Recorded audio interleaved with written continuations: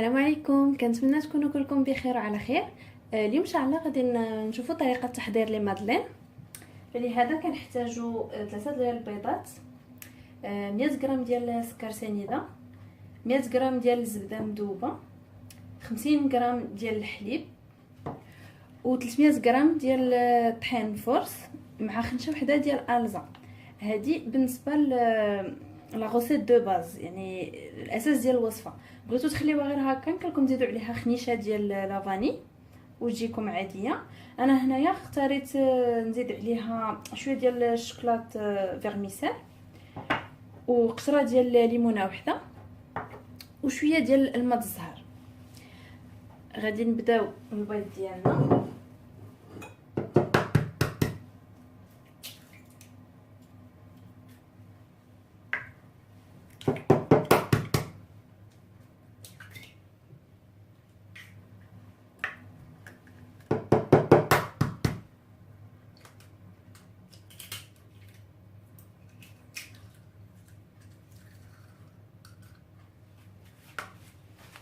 غادي نزيدو عليه السكر، 100 غرام ديال السكر، وغادي نخلطو.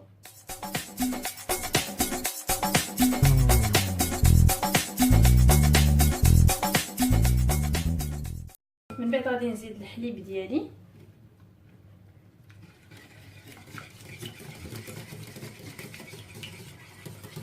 غادي نزيد الشوكولا فيرميسيل اللي عندي،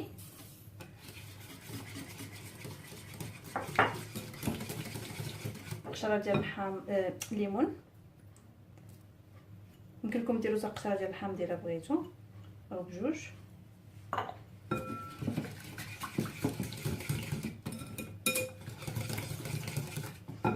غادي نزيد قطرات ديال الماء الزهر،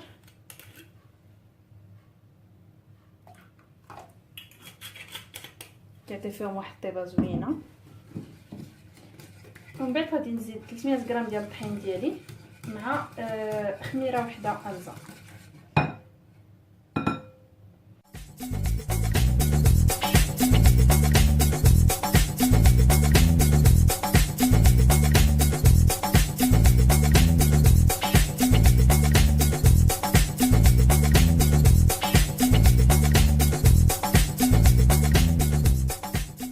الاخير غادي نزيد الزبده ديالي.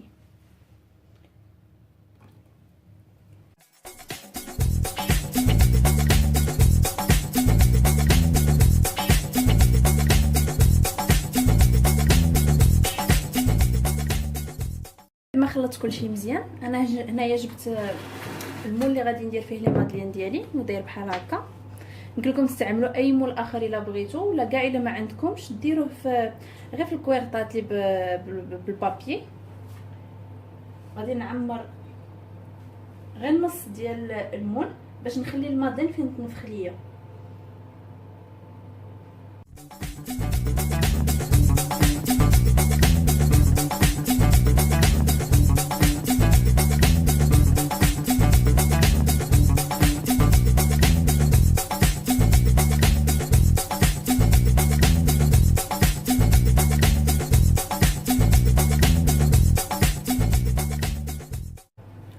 انا مسخنه الفرن ديالي على درجه حراره 240.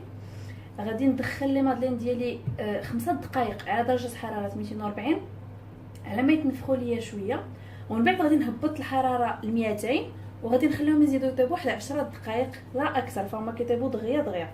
ونتلاقاو من بعد باش نوريكم الشكل النهائي. بالنسبه للوصفه الثانيه، انا هنا اختاريت نصاوب لكم لي كوكيز. فلهذا كنحتاجوا عندنا 100 غرام ديال الزبده بومات، يعني نكونوا خرجناها قبل من الثلاجه باش تطلق شويه، او الا كنتو مزروبين وعاد خرجتوها من الثلاجه ديروا شويه في ميكرو اوند على ما تطلق شويه تذوب.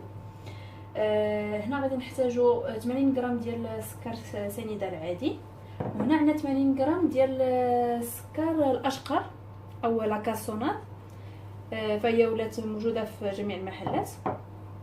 عندنا بيضه واحده كامله، شويه ديال لافاني لاغوم. عندنا بالنسبه للطحين فورس 180 غرام ديال الطحين، شويه ديال الملح. هنا عندي نص معلقه صغيره ديال خميره الزا مع نص معلقه صغيره ديال بيكربونات، وبالنسبه للتزيين انا هنايا اختاريت اونطو عندي 100 غرام ديال الشوكولا. الا لقيتو شوكولا بيبيت فهو كيتباع ايضا موجود مزيان. سينو انا هنا اختاريت هاد الشوكولا بحال هكا حبيبات عندي ملونين، وهنايا زدت عليه شوكولاته عادي هرستو بالموس. اونطو خص يكون 100 غرام ديال الشوكولا. غادي نبداو بالزبده ديالنا 100 غرام، غادي نزيدو عليها السكر سنيده الابيض والاشقر، وغادي نحركو مزيان حتى تخلط لينا السكر مع الزبده.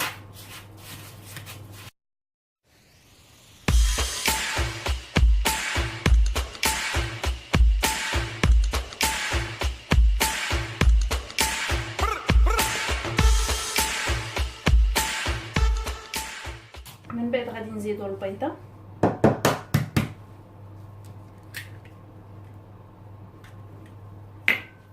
وشويه ديال لافاني بودر.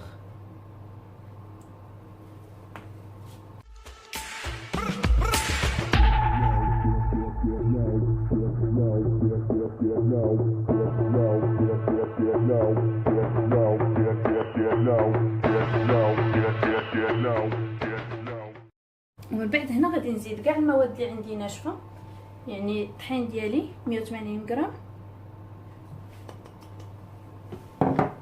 شويه ديال الملح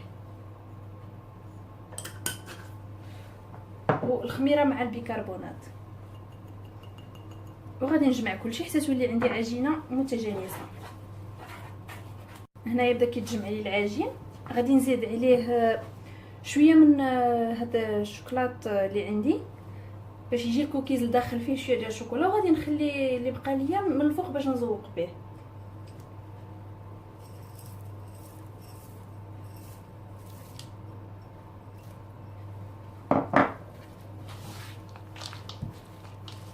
انا جمعت العجين ديالي ولات متجانسه، غادي ندخلها للثلاجه لمده ساعه ونص حتى لساعتين، باش حيت لاباط فيها الزبده بزاف خصها تجمع راسها شويه، فغادي ندخلها للثلاجه بحال غادي تقصح لي شويه لاباط باش من بعد تجيني ساهله باش نفورمي لي بول ديال الكوكيز. وغادي نتلاقاو من بعد باش نوريكم تتمه الوصفه. من بعد ما دازت تقريبا ساعه ونص، هنا كما شفتوا لاباط ديالي شدات راسها مابقاتش كتلصق. فهنايا انا جبت الا بغيتو يعني لي كوكيز يجيوكم كاملين تقيده وحده، يعني عبر واحد، من الاحسن تعبروهم. انا هنايا جبت الميزان، غادي نبدا ناخذ شويه د لاباط بيدي، غادي ندير دي بول، غادي نحاول ندير لي بول كلهم عبر واحد. هنا مثلا عندي 23، غنحاول ندير دي بول ديال 27 غرام. ما بغيتوش تعبروهم كيبقى اختياري.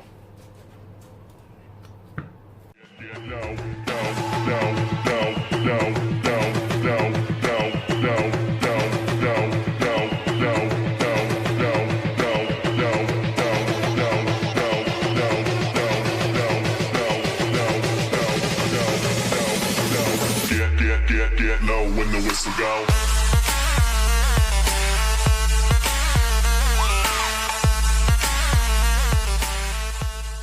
غادي نجيب ديك الشوكولا اللي خلينا قبيله، غادي نزيدو فوق منهم شويه من الفوق،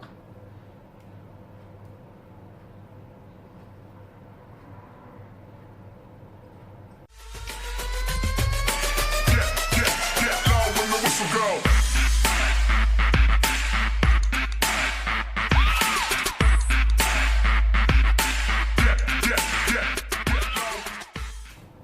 هنايا كما لاحظتوا هاد العجينه اللي بقات ليا فهي بدات كتطلق عاوتاني. غادي نردها للثلاجه على ما طيب ليا لاطا ديالي الاولى. انا مسخنه الفران على درجه حراره 200.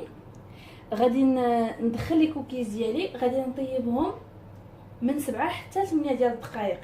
يعني واخا تشوفوهم باقيين خضر ماشي مشكل، هما ملي غادي نخرجوهم غادي يبقاو كيبردوا هكاك، غادي يكملوا الطياب ديالهم.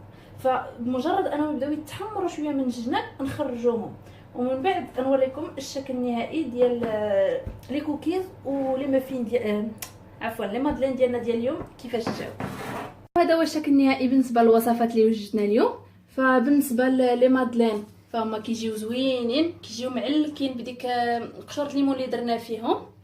وبالنسبه لي كوكيز كما قلت لكم ما خصهمش يطيبوا بزاف، كنخرجوهم هما شويه يكونوا خضر يلا يبداو يتحمروا من الجناب، وانتم كما شفتوا كيجيو فريمون زوينين ومعلكين من الداخل.